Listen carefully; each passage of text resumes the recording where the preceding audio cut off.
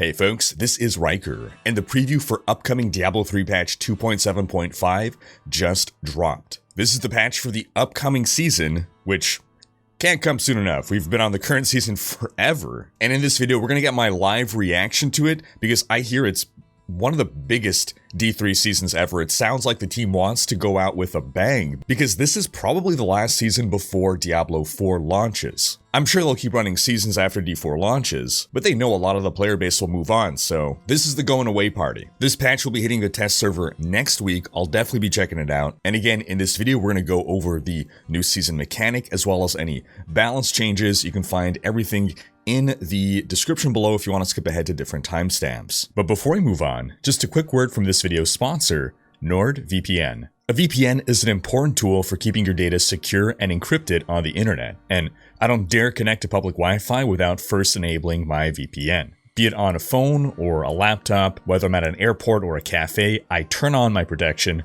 before connecting to that public Wi-Fi, because you never know who may be snooping around trying to steal your personal data, because that Wi-Fi network named Cafe Free Wi-Fi can actually be anyone using their phone as a Wi-Fi hotspot to trick you into connecting to them. Turn on your VPN, and now your data is getting encrypted before going out. You can also use a VPN to get around region block content by picking a server in a different country, and NordVPN has over 5,400 servers in 59 different countries. And it's so user-friendly that you're basically one click away from hiding your IP or browsing the web from a different country. And one account lets you connect up to 6 devices, be they computers, phones, tablets, you name it. So take control of your internet experience today with NordVPN. Right now you can get a 2-year plan at a huge discount plus 1 additional month for free when you go to nordvpn.com/Rhykker. And it's risk-free with Nord's 30-day money-back guarantee. That's nordvpn.com/RHYKKER or click the link in the description below. So diving in here, Nephilim, we welcome you to our 7-day PTR. That is short.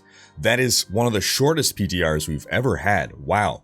For the 2.7.5 update, beginning on January 31st, we'll need your help in testing the Rites of Sanctuary seasonal theme, Primordial Ashes feature, and changes to both class skills and items. Whoa. They have not changed class skills in years. Relatively early, I believe it was in the life of Reaper of Souls, the devs seem to have decided we're not going to balance around skills anymore, we're going to balance around items.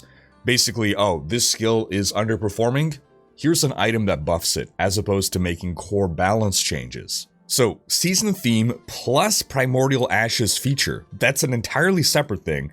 Only 7 days? Really? Take time to acquaint yourself with these patch notes. We have some substantial new features in store. PTR focus and details, they say this every time. The PTR has specific unique buffs that help you test things out. You get XP faster, you have easier access to items, and it sounds like the biggest changes are coming to the monk.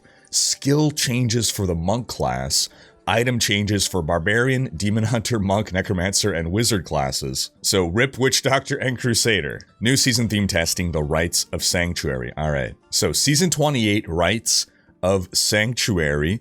This looks like a new thing. Possibly a reused asset, maybe from the blacksmith or something, but nonetheless, this is certainly new in the game world. We're traveling deep into the mysterious ruins of the Festering Woods. That's an existing location. Amid a hunting expedition, citizens hailing from New Tristram stumbled across an ominous altar carved from an archaic material, that's the altar, bearing cryptic markings, shaken to their core by the eldritch aroma of the monolith. It's not a monolith. Monolith means one rock, but that's okay. They've enlisted the assistance of brave Nephilim, willing to investigate this sinister discovery that was once left to time. The Altar of Rites. Home to power thought to be extinct from Sanctuary, the Altar of Rites will bestow these mystic forces upon worthy Nephilim. ... after a sacrifice is offered. Upon arrival at the Altar of Rites, players will see 26 icons called seals. New UI elements! We have not had new UI elements in, I can't even remember. Something about the way Diablo 3's UI is hard-coded always has made it very challenging for the devs to make any kind of changes to the UI. This is exciting. 26 icons called seals, and 3 legendary potion powers. Take a moment to familiarize yourself with the elements below. How? It's just icons. Okay, so Altar of Rites. It's a new UI. Next offering. That looks like a common debris, but presumably it means something else. So 0 of 10. Once you reach 10, you can hit Sacrifice, presumably. These look like icons from Diablo 4. This looks like the dungeon icon. Oh, look at this down here. Oh, it's like a half Diablo skull, half angel with a Nephilim in the middle, maybe? I'm wondering if the A, B, C, etc., if that is in the UI, or if those are just labels right now for things that they will describe thereafter. But as you can see, there's different paths. Oh, at the bottom, these must be the 3 legendary potions. So maybe you start off over here, and it's like a skill tree that you're building through? What have these mad lads done? Okay, they do have the table of contents, or the legend, rather. Seal A. Okay, your kill streak timer duration and reward bonus are doubled. Whoa, hold on, is this like a new Paragon tree? Once you got the 10 sacrifices. Yeah, it's like a new form of a Paragon tree, isn't it? Your kill streak timer duration and reward bonus are doubled.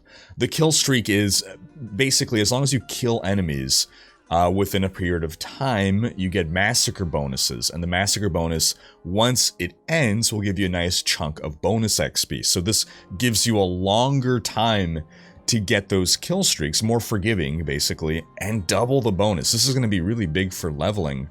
Although I imagine... No, there's no way 1 to 70 this will make a difference.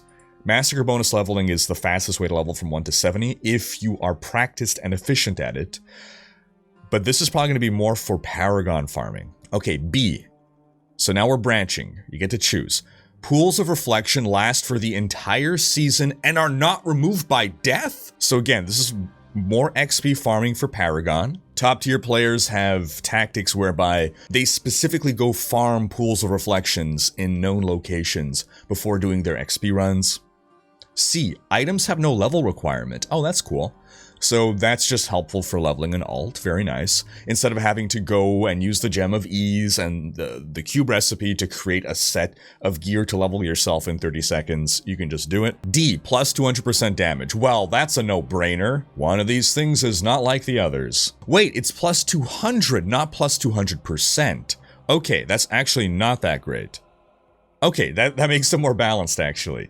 Plus 200 damage is huge for a level 1 character. For a level 70, it's maybe a couple percent increase, if that. E, plus 25% missile damage reduction. Okay. F, plus 25% move speed uncapped. Now we're talking. Okay, that's now the biggest one. Uncapped, presumably meaning you could go above your cap. Currently, the game caps you at 25% move speed on your gear plus Paragon, that is.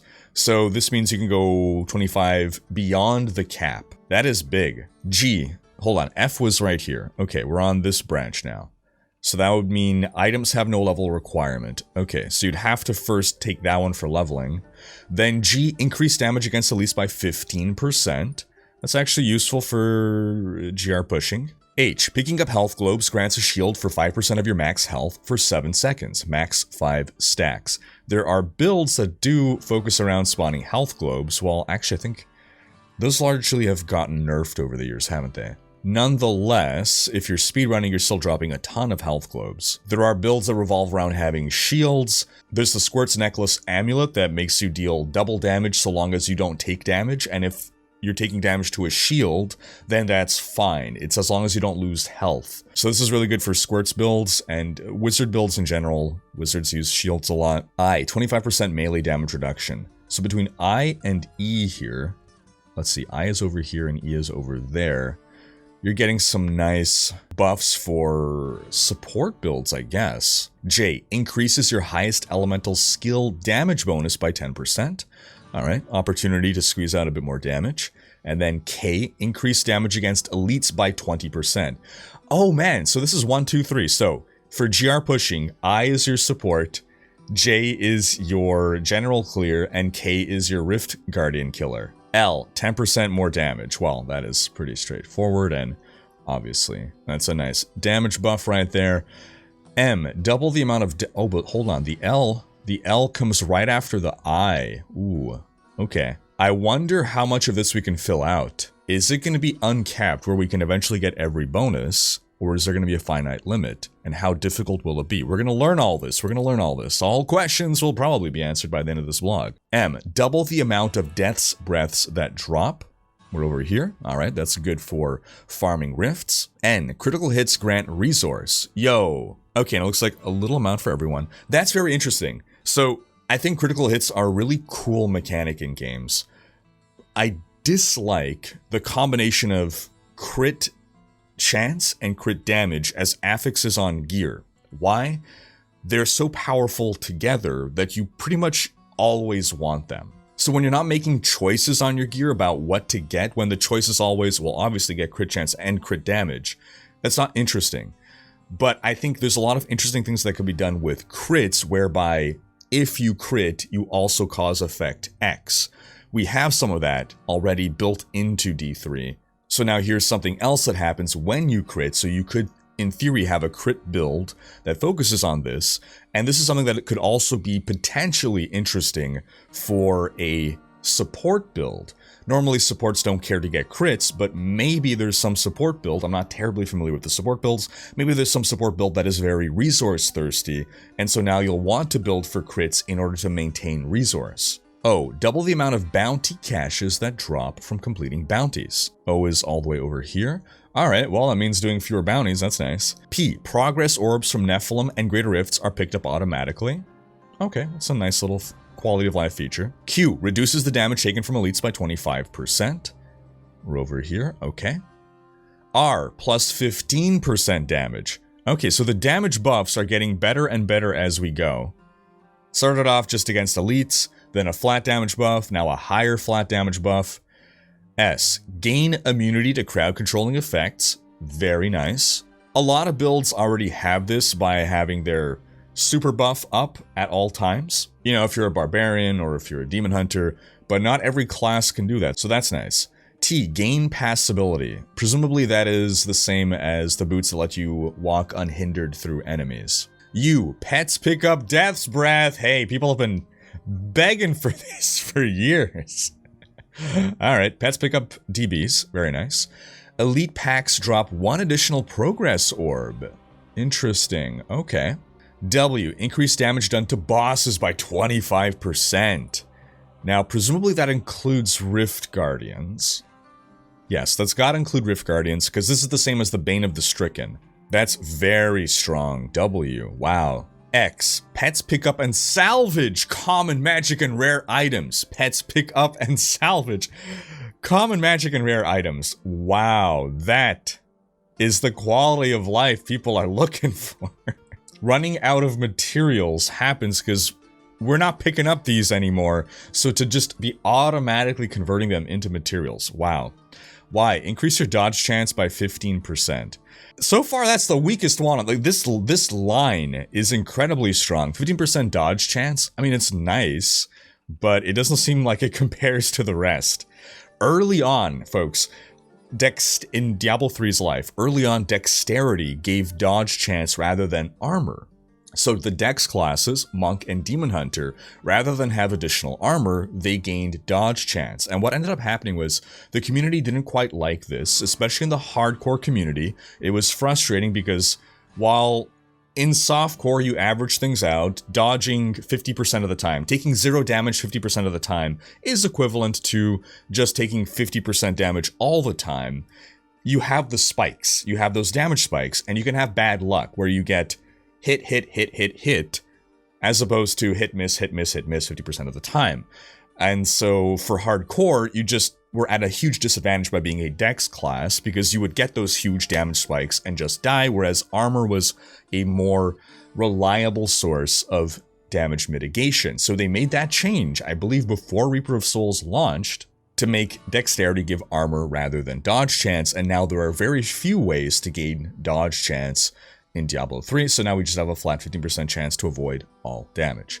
Z, double the chance to find a legendary item purchased from Kadala. Ooh. Okay, that's nice. Now we have the final, well, not the final, there's one final one after that, but the near final, the penultimates. Potion. When you drink your health potion, you manifest one of 3 runic circles on the ground that grant increased damage, increased cooldown reduction, or increased resource cost reduction. Well, this sounds familiar. We had a season in the past where the season theme summoned these circles on the ground that I believe did exactly this. So, yo dog, I heard you like season themes, so we've put a season theme in your season theme. Second potion. When you drink your health potion, all enemies within 25 yards deal 25% less damage. Good for the support builds. Potion 3. When you drink your health potion, gain a random shrine or pylon effect. Nice. Okay. So it seems like first potion is for GR pushing if you're a damage character. Potion 2 is for GR pushing if you are a support, or rather just if you're a support, period. Potentially, you can also, if you are playing solo, maybe you want to go for that. Probably not, you'll probably be better off with the first one. And then if you're doing speed content, you probably want the random shrine or pylon effect. And then the last one, when a primal item drops, a second random primal item drops as well. Well, okay. You get 2 primals for the price of 1, and that caps off your Altar of Rites. Very interesting. And I think the first thing that strikes me is I don't want to just beeline for the last thing, which I think is good. It's understandable, but slightly disappointing whenever you see some kind of a tree to build through, and it always feels like the optimum strategy is to just beeline for the last node. Yes, primals are the best items in the game, but they are not so much better than well-rolled ancients that you would want to drop everything to get as many primals as possible. And I like that. It's also not useless. You do want this, but you're not going to just get there as fast as possible just for the sake of getting it. Okay, so this is insane. Let's see what else these mad lads have in store for us. How seals and potions work. As you can see, after unlocking the first seal, the order in which you unlock additional seals and obtain their powers is entirely up to you, and which powers align with your character's build the most. Once a seal or legendary power is unlocked, you'll immediately receive the seal or potion's power, and will have the ability to unlock connected seals or potions once you have the required materials. Unlocked powers apply to all your characters and last for the entirety of Season 28. Okay, so it's for every character. I was initially hoping that we can decide per character. However, if you could eventually get all of them, then that's fine. You don't need to personalize them per character. Like Paragon points, for instance, you can personalize per character. Now it seems you'll want to tailor it to your main character. I wonder if you can respec it. How to unlock seals and potions. It'll be no easy feat, especially after multiple sacrifices. So it gets more and more challenging every time. You'll find yourself rummaging across sanctuaries, slaying scores of demons hell-bent on preventing you from acquiring the Altar of Rites' full power. Players must gather materials listed in the Altar of Rites menu. Oh, so it is supposed to be. Oh, it changed. Yes, okay. That was common debris. Now this is something else. I see. So you gotta get the material listed and sacrifice them in order to gain a seal or potion's power. In addition to receiving the power, after unlocking, you'll notice the generic text previously displayed has been swapped with a small story scrap about Sanctuary's tumultuous past. Oh, that's cute. Regardless of the order in which you unlock seals and potions, the cost will increase as shown below. Study the cost of each sacrifice and theorize where within Sanctuary you can find some of these rare materials. So 10 reusable parts is easy peasy. 2. 1 flawless diamond or greater, 15 arcane dust, 20 reusable parts, super easy. 3. 1 GR key, 10 death's breaths, super easy. But basically what we're seeing is you can start unlocking these while you're still leveling 1 to 70, right? Some of these are that easy. But assuming you are a level 70 character, any class-specific set helm, easy. 5. 20 Forgotten Souls, 10 Kandaren runes. Okay, so 10 of each bounty material. So easy, but this will take a little bit more time now. 1 Leoric's Regret, Vial of Putridness, Idol of Terror, 1 Heart of Fright. these are the materials for doing the Ubers. We have reason to do the Ubers again. It's actually going to be easier to do this, I think, than get these. But regardless, I'm thinking about this more long-term. Like, once you are a fully geared level 70 character, how easy will it be to farm these? That's very easy. Reaper's Wraps you get from Malthael. That's a drop from Malthael. Rather, you get the recipe, and then you can just craft them. So, again, pretty easy. 30 Forgotten Souls. This is just putting in time to farm up the 30 souls. The Blood Shards, same thing. So far, these are all very, very reasonable prices. 1 Flawless Royal Ruby. 20 DBs, a Ring of Royal Grandeur, you get this from doing Act 1 bounties. So again, these are all reasonable costs. 11, okay, now that's a lot more bounty material, so you gotta do a lot more bounties. Flawless Royal Emerald is easy enough. 12, 20 GR keys, 1 Ramalandi's Gift.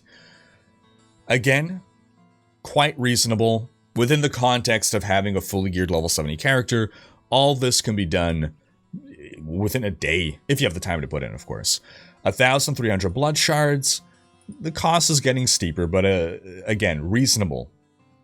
1 petrified scream. You're a little bit at the mercy of the RNG drop there, but you're going to be sacrificing the scream. You're not going to run it. Instead, you're going to... And in fact, you might not even know what petrified screams are if you've been away from Diablo 3 for a while. Petrified screams were the season theme a couple seasons ago. They open up Echoing Nightmares, I believe is the name of the realm that they open up, and it's similar if you played D3 way back in the day. The Realm of Trials, it's similar to that. You're in an arena that is enclosed, monsters keep spawning in waves, you gotta kill them, but it's more interesting than the Realm of Trials because there are more mechanics. Pylons spawn, things happen, there's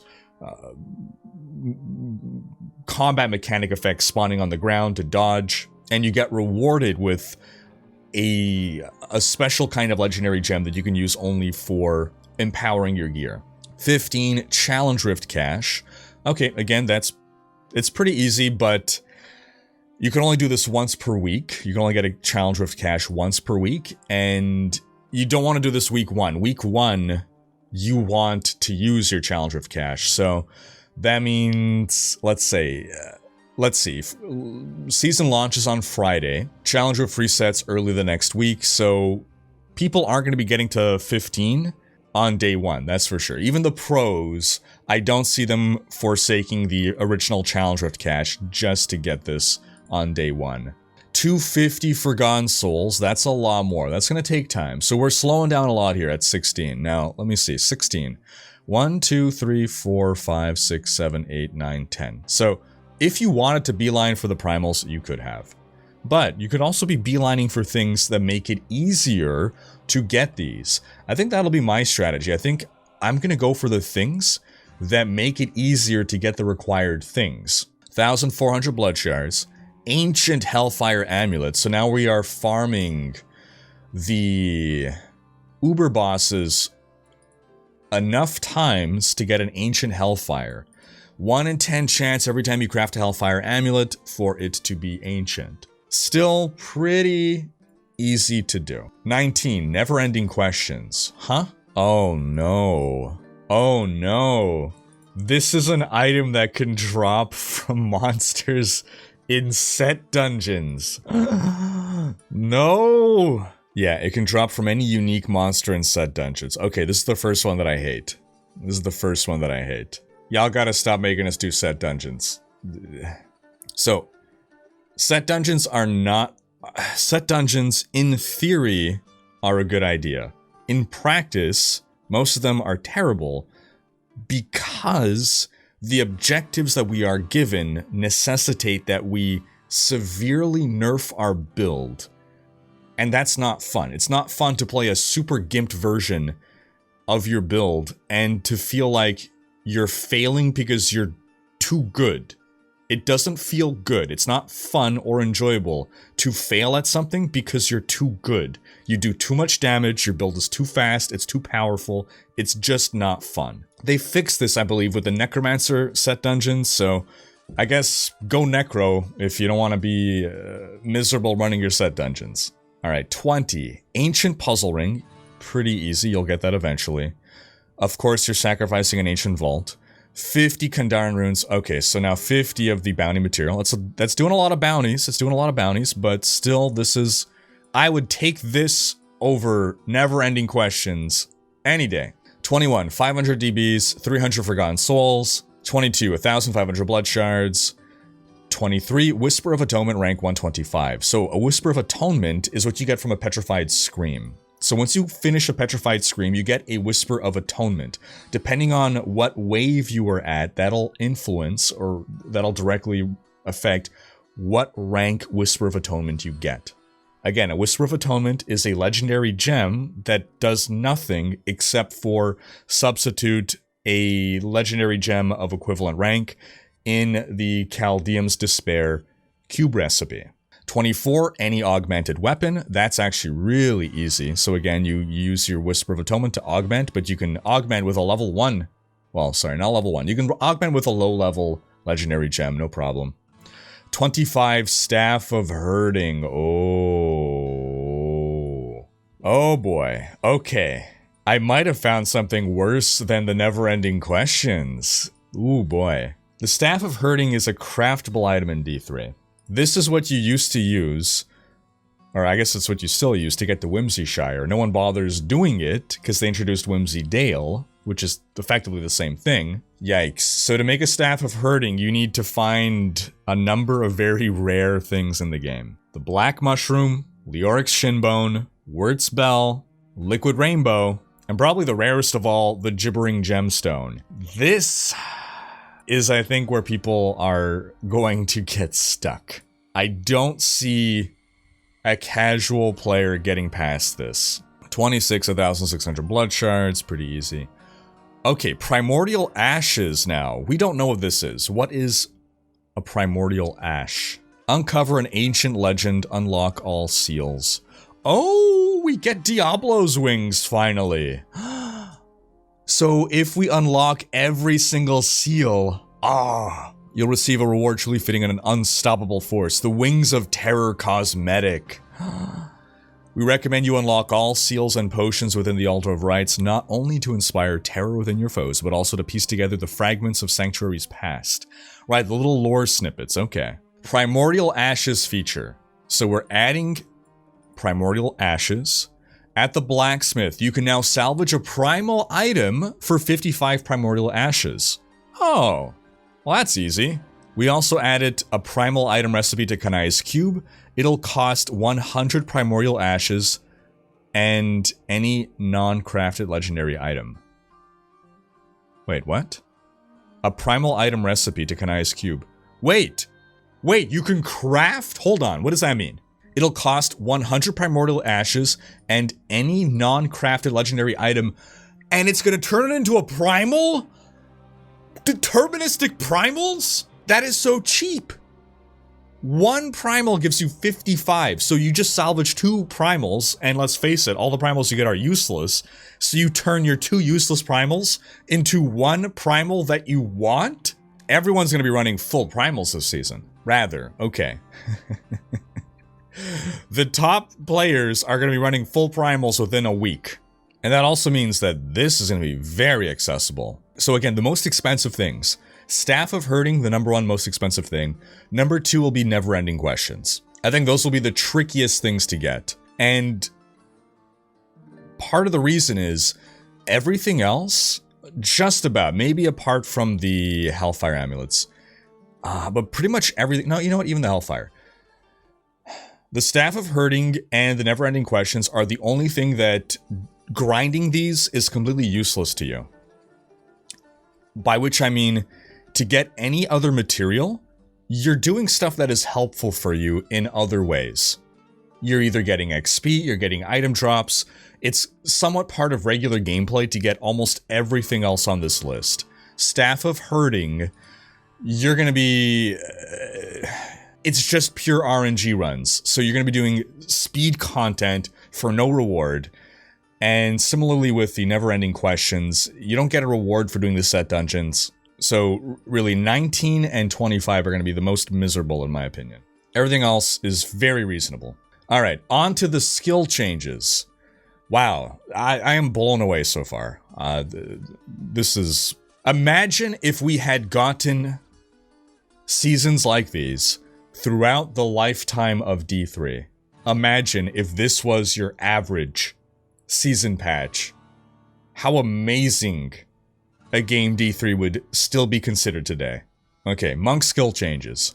Combination strike, passive skill.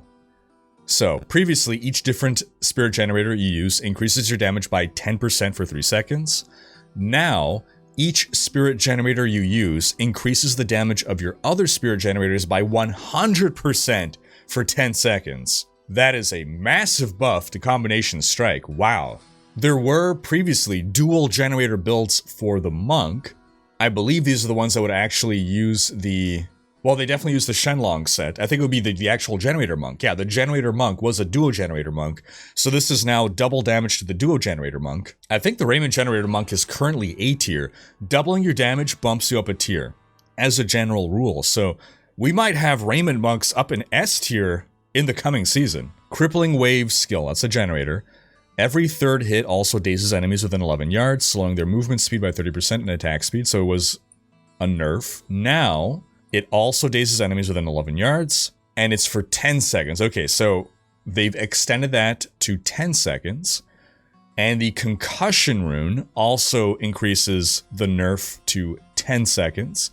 So that's what it is. Basically, all the 3 seconds move up to 10 seconds. That's a nice buff. Deadly Reach, another generator. So this is full-on generator monk season. Changing the 5-second buff to a 10-second buff. Makes it easier to maintain these. Very nice. Same thing here. 5 seconds to 10 seconds. Okay, so yeah, I'm expecting Generator Monk, Raymond Monk, S tier for the next season, but we'll see in testing, of course. Item changes.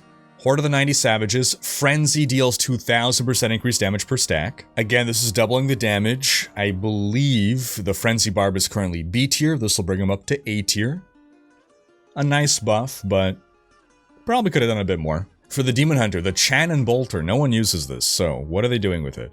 Previously, it would make Spike Trap lure enemies to them. Now, it lures them and makes your traps deal up to triple damage. Okay, the Demon's Demise, that's another unused item. Previously, the blast from Spike Trap will damage all enemies again after 1 second. Now it does that and does triple damage. Okay, so are they trying to make a trap Demon Hunter work? Natalia's Slayer, that's the set one-hander. This cannot be put in the cube. Increases spike trap damage by 10 to 15%. That's nothing. That's not enough to make traps work.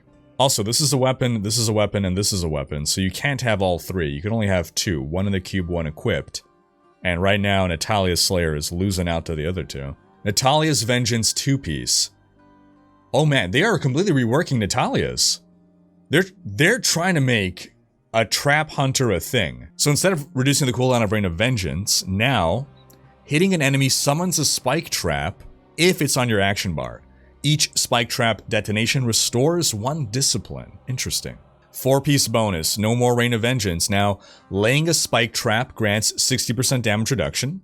The 4-piece bonus is generally where sets give you your damage reduction, and it's on the order of about 50%. So this is good right here. The duration of this bonus is always equal to the number of already laid traps in seconds. Interesting. Natalia's Vengeance, the 6-piece. So it's no longer just universally dealing 14,000% more damage after casting Rain of Vengeance and taking 60% less damage. Now, Spike Traps deal 10,000% increased damage, and each consecutive blast from the detonation chain reaction will deal 10% more damage than the previous blast. Okay. Trap Hunter might be a thing. Interesting. This is a fully new build, fully new playstyle to try out for Demon Hunter. That's big. That's big. Okay. Okay, now Trag'Oul's Coils, which is not a Necromancer item despite Trag'Oul. Spike Traps, instead of just doing pretty much nothing, gain the Scatter Rune, are deployed twice as fast, and deal triple damage. Yep, they're all coming together here. Okay. Oh, and then look at that! A surprise buff to the UE set 6-piece. This is a massive buff. So previously it was 350% increased damage per point of discipline. Now it's 1,700. That is 5 times more damage. And that's the kind of buff that UE needs. 5 times more damage. That's going to be a jump of about 2, maybe even more. tiers. Multi-shot UE is currently in B tier. This might bring multi-shot into S tier. This is a good season for Demon Hunters. Then the Monk, Patterns of Justice. The damage buff is increasing from 15,000 to 20,000. Patterns of Justice currently B tier, and this is not enough to bring it into A tier, I don't think. Again, in general, doubling your damage makes you go up a tier. When we say a tier, we basically mean about 5 Greater Rifts. So if you double your damage, you can generally take on content about 5 Greater Rifts higher than where you currently are. This is not a doubling. Okay, and then Raiment, Dashing Strike spends only 25 Spirit. Okay, this is harder to quantify, but this certainly plays into the Raiment Generator build. Again, Raiment Generator probably going to be S tier. Hopefully this makes the build a little easier to run, but that's definitely something to test. So Raiment Generator fully needs to be retested. The Spike Demon Hunter, completely new build, fully needs to be tested. UE has always been one of my favorite builds. It's just really fun. Glad to see it getting huge love. Then, for Necromancer, the Masquerade set, getting a damage buff. Oh, Simulacrums gain triple this bonus. Didn't they used to have this? So Masquerade currently sitting in C tier. This is going to bump it up to at least B, if not A tier. Then for the Wizard, the Typhon set, double damage. That's a jump of 1 tier. Typhon build currently in B tier. This will bring it up to A tier. All right, and that covers everything. That is massive. This is the most exciting Diablo 3 season ever. The biggest one. I'm trying to think if any even comes close. I think it's fair to say this is the biggest season by far. Again, PTR goes up on the 31st of January. Only 7 days though. Only 7 days to test. That is not nearly enough time. But I turn the question to you folks. What do you think? Sound off in the comments with your thoughts on the upcoming season. Thanks for watching. Special thanks to my Twitch, Patreon, and YouTube supporters for making these videos possible. If you enjoy what you see on this channel and want to support the creation of more content, you can consider pledging on YouTube or Patreon and unlocking behind-the-scenes content, monthly virtual hangouts, and more. If you enjoyed this video, please share it. Check out these other videos and subscribe to join Rhykker's Raiders for more Diablo content.